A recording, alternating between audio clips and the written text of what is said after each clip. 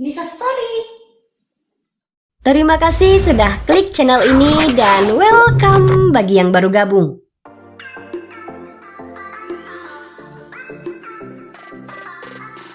Hai gengs, Ramadan udah masuk minggu ketiga nih. Gimana? Lancar aja kan puasanya? Udah bisa nahan gibahnya belum? Harus dong ya.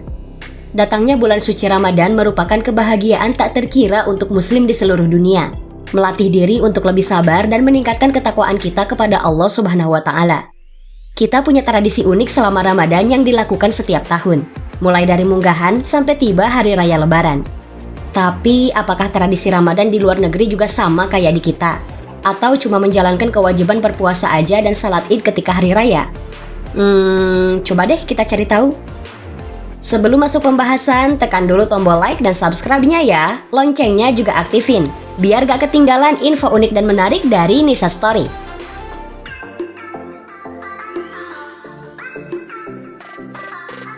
Di Indonesia ada satu tradisi buat menyambut bulan puasa. Kalau orang Sunda mah nyebutnya munggahan.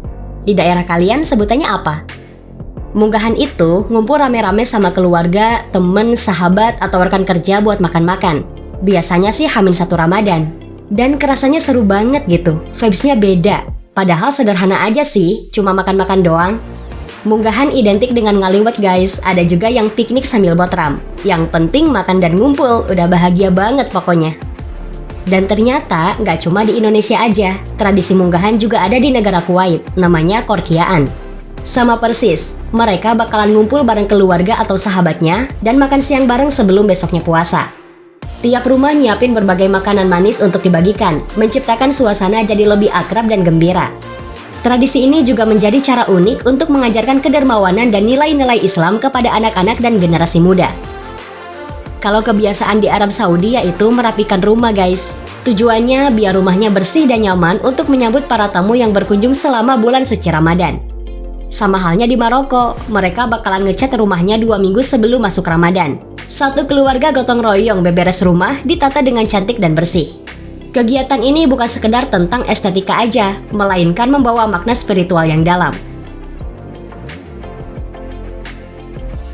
Kayaknya ada yang kurang ya kalau Ramadan gak ngabuburit, ngabisin waktu sore-sore sembari nunggu waktu berbuka. Biasanya kalau di kita, ngabuburit tuh sambil berburu takjil atau jalan-jalan ke persawahan menikmati udara segar di sana. Ada juga yang ngabuburitnya tadarusan di rumah sampai menjelang maghrib. Kalian ngabuburitnya kemana? Scroll sosmed aja nih jangan-jangan. Ngabuburit ala Arab Saudi juga ada, namanya Tajhizatul Al-Iftar. Mirip sih sama kita, banyak pedagang dadakan yang jualan takjil. Di sana ada kudapan khas Ramadan namanya sobiah. Ini tuh sejenis minuman dengan roti yang dikeringkan yang terbuat dari campuran biji barli, kayu manis, gula, dan kapulaga. Biasanya warga sana beli jajanan sobiah sambil ngabuburit, karena minuman ini cuma tersedia saat Ramadan aja. Khas banget jadinya. Selain itu, banyak warga Arab Saudi yang menyediakan buka puasa gratis. Lalu di Mesir ada tradisi yang gak biasa, yaitu menyalakan meriam sebagai tanda waktu berbuka. Ada sejarahnya nih. Dulunya, pada masa Kesultanan Ottoman, meriam yang ditembakkan saat itu sebenarnya cuma untuk uji coba kualitas meriam baru, yang kebetulan aja bertepatan dengan waktu maghrib di bulan puasa. Nah, masyarakat di sana mengira kalau suara tembakan meriam itu tandanya waktu berbuka puasa. Sejak itulah sampai sekarang ini tembakan meriam menjadi tradisi unik sebagai pengingat waktu berbuka puasa. Tradisi ini juga ada di Libanon dan beberapa negara Timur Tengah lainnya. Saat tiba waktu maghrib, meriam kuno dari benteng Saladin akan dinyalakan secara serempak, menggetarkan seluruh kota bersamaan dengan azan di masjid-masjid. Coba kita nengok tetangga kita, Singapura, yang mana di sana kebanyakannya nonis. Dan ternyata guys, Ramadan di Singapura juga meriah. Ngabuburit di sana juga asik nih, ada bazar Ramadan. Tempat ini jadi favorit orang-orang sambil nunggu azan maghrib dengan beragam produk termasuk produk-produk Indonesia. Dan di negara yang mayoritas muslim yaitu Turki, ngabuburitnya lebih meriah lagi dengan menggelar tikar di halaman rumah atau taman kota buat persiapan buka puasa. Sambil nunggu azan sambil mempersiapkan makanan dan minuman. Korea Selatan juga nggak mau ketinggalan. Umat muslim berkumpul di distrik Itaewon yang menjadi pusat kegiatan Ramadan.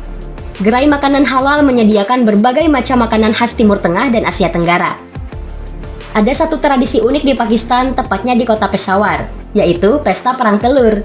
Permainan ini biasanya dilakukan sore hari sambil nunggu waktu maghrib, dan berakhir saat waktu sahur. Aturannya adalah salah satu kontestan muda harus menangkap telur rebus, lalu memukul lawannya di tangan untuk memecahkan telur tersebut untuk memenuhi syarat masuk ke tahap selanjutnya. Seru banget ya kayaknya. Buka bersama adalah momen paling ditunggu saat bulan Ramadan. Terutama nih suka dimanfaatkan untuk bikin acara reunian. Pas banget kan momennya? Melepas rindu sama teman-teman lama sambil menikmati berbuka puasa. Di negara kita, bukber bisa di mana aja ya guys, yang penting buka bersama. Bisa di masjid, di restoran, atau ngumpul di rumah sendiri atau rumah temen yang punya acara. Nah, di Mesir, bukber adalah tradisi yang sangat penting selama bulan Ramadan. Uniknya lagi, kebiasaan ini mereka lakukan secara berkelompok di luar rumah, bahkan di tengah jalan. Mereka menggelar meja makan di trotoar atau di tempat umum lainnya dengan berbagai hidangan tradisional yang disajikan seperti fattah, kushari, serta manisan basmusa. Siapapun boleh makan bareng di sana. Semua makanan dan minuman yang tersedia bisa dengan bebas dimakan oleh siapa aja tanpa memandang status sosial. Kental banget kan rasa kebersamaannya? Sedangkan di Pakistan sama aja kayak di Indonesia. Ada yang menyajikan hidangan bukber di masjid dan bisa disantap barengan setelah sholat maghrib. Yang bikin acara buka bersama di restoran juga banyak guys. Kadang juga mereka bikin acara bukber di rumah dengan menyajikan makanan khas Pakistan saat bulan Ramadan. Lalu di Yordania, buka puasa bersama sering dilakukan di pasar-pasar tradisional. Ini juga nggak biasa nih. Tradisi bukber di sana memiliki nuansa yang sangat khas, dengan keluarga-keluarga yang menyantap hidangan bersama setelah berbuka di pasar yang ramai. Pasar-pasar ini biasanya dipenuhi dengan pedagang yang menjual berbagai macam makanan khas Ramadan, seperti mansaf atau manisan yang terbuat dari keju dan gula, serta berbagai hidangan ringan yang menyegarkan. Dua kota suci dalam Islam, Mekah dan Madinah, juga memiliki tradisi buka puasa yang sangat istimewa, terutama bagi para jemaah yang sedang menunaikan ibadah umroh dan haji. Di kedua kota ini, buka puasa biasanya diselenggarakan di masjid-masjid besar, seperti Masjidil Haram dan Masjid Nabawi, di mana ribuan orang berkumpul untuk menikmati iftar bersama.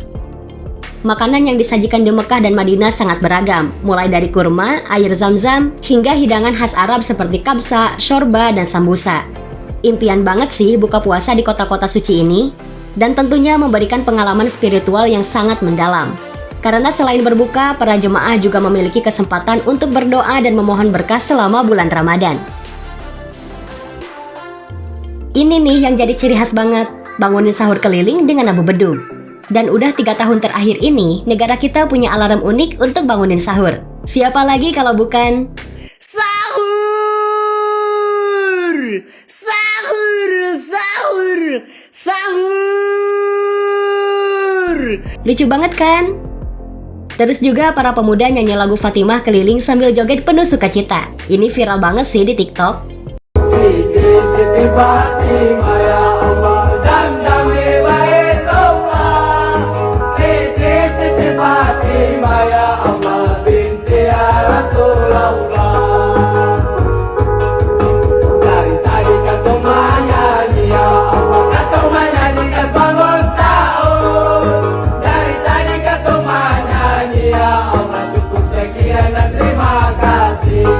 Turki juga sama kayak di kita, 1 bulan penuh bangunin sahur dengan bedug.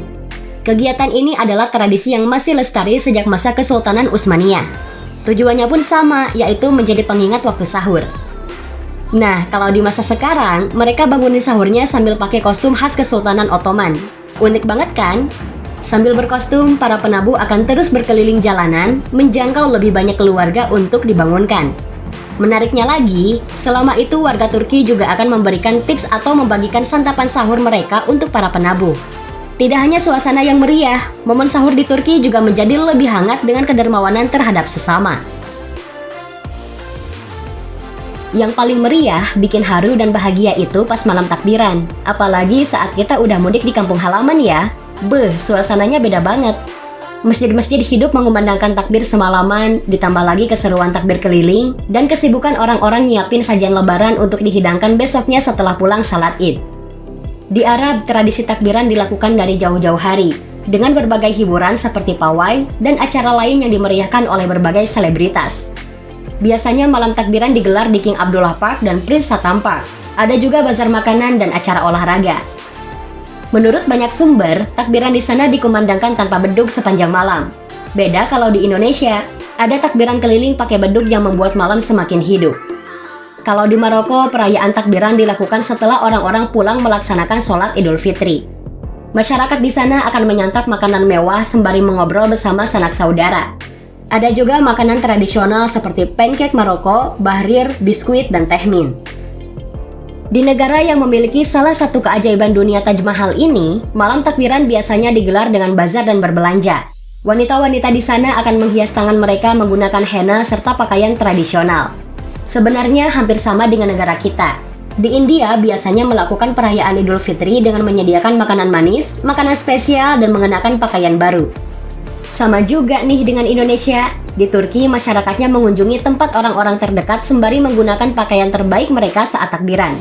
Mereka juga mengucapkan salam dan bagiin THR berupa permen, coklat, kue-kue, dan sejumlah uang. Sedangkan di Cina, yang mana Muslim menjadi minoritas, tetap bisa merayakan malam takbiran dengan meriah. Di Xinjiang, masyarakat pria akan menggunakan jas khas dan kopiah warna putih, dan wanita pakai baju hangat serta kerudung untuk perayaan malam takbiran.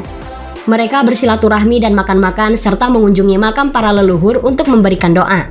Tradisi doa ini untuk menghormati ratusan Muslim yang tewas selama dinasti Qing dalam revolusi kebudayaan. Berbeda dari negara-negara yang telah disebutkan barusan, di Eropa perayaan Idul Fitri nggak begitu meriah. Bahkan Hari Raya Idul Fitri tidak diperingati sebagai hari libur nasional. Masyarakat Eropa hanya melakukan kumpul-kumpul di satu masjid dan menyuguhkan beragam macam hidangan dari berbagai negara sebagai santapan saat merayakan takbiran. Dan di Amerika Utara, takbiran dilaksanakan dengan cara yang tenang dan hikmat. Pada malam takbiran akan diumumkan via email, website, atau telepon. Saat hari raya, masyarakat menggunakan pakaian terbaik mereka dan pergi ke majelis untuk melaksanakan salat Idul Fitri. Sehabis itu, mereka bersalaman untuk mengucapkan selamat Hari Raya Idul Fitri. Tradisi Ramadan di Malaysia sama aja kayak di Indonesia. Ada bazar, mudik Ramadan, dan malam takbiran. Nah, kalau di Malaysia, untuk malam takbirannya katanya nggak seramai di Indonesia. Bener nggak ya? Komen dong teman-teman yang di sana. Itu dia beberapa tradisi unik selama Ramadan di berbagai negara. Nisa Story mengucapkan selamat menjalankan ibadah puasa untuk seluruh umat muslim di seluruh dunia. Semoga di bulan puasa yang berkah ini kita bisa lebih meningkatkan iman dan kecintaan kita kepada Allah Subhanahu wa Ta'ala. Terima kasih sudah nonton channel Nisa Lova di segmen Nisa Story. Dukung terus channel ini dengan cara subscribe ya teman-teman agar channelnya semakin berkembang. Bye-bye!